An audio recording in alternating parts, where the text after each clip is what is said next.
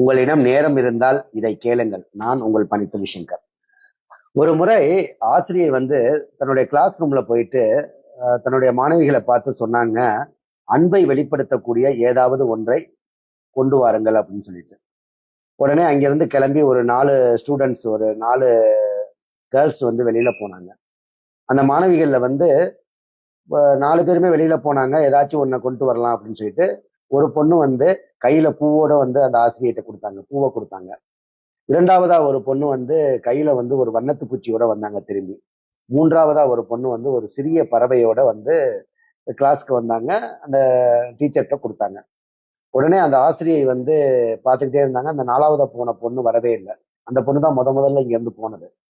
திருப்பி அந்த பொண்ணு கொஞ்சம் லேட்டா வந்தாங்க. கையில எதுவுமே கொண்டு வரல. உடனே ஆசிரியை அந்த ஸ்டூடெண்ட்டை பார்த்து, அந்த பொண்ணை பார்த்து கேட்டாங்க, ஏமா உனக்கு எதுவுமே கிடைக்கலையா அப்படின்னு சொல்லிட்டு. உடனே அந்த பெண் பதில் சொன்னாங்க அந்த ஆசிரியருக்கு, அதாவது நானும் இவங்க கூட போகும்போது போற வழியில மலரை பார்த்தேன், பூவை பார்த்தேன். ஆனா அந்த பூ அந்த செடியில இருக்கும்போது அழகா இருந்துச்சு. சரி செடியிலே இருக்கட்டும்னு விட்டுட்டேன். அதே மாதிரி அடுத்து போகும்போது வண்ணத்து பூச்சியையும் பார்த்தேன்.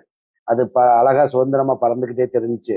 சரி அப்படியே பறக்கட்டும், அதை ஏன் பிடிக்கணும் அப்படின்னு சொல்லிட்டு விட்டுட்டேன். அதுக்கப்புறம் அந்த குஞ்சு பறவையையும் பார்த்தேன்.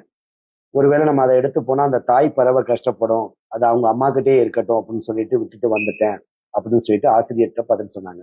உடனே அந்த ஆசிரியை அந்த பொண்ணை கட்டி அணைச்சுக்கிட்டு அவங்க சொன்னாங்க, உண்மையான அன்பு என்பது இதுதான். நாம் எதுவும் கொடுக்க தேவையில்லை. நாம் அவற்றிடமிருந்து எதையும் பறிக்காமல் இருந்தாலே போதும் அப்படின்னு சொன்னாங்க.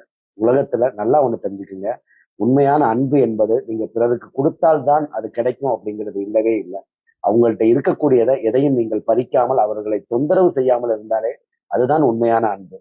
அதனால நம்ம இதுவரைக்கும் எத்தனை பேர்ட்ட இந்த மாதிரி உண்மையான அன்பை காட்டுறோம் அப்படிங்கிறத மறக்காம நீங்க கமெண்ட்ல பதிவு சொல்லுங்க.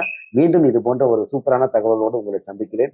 அதுவரை உங்களிடமிருந்து விடைபெறுவது நான் உங்கள் பணித்திரி சங்கர். பாய்.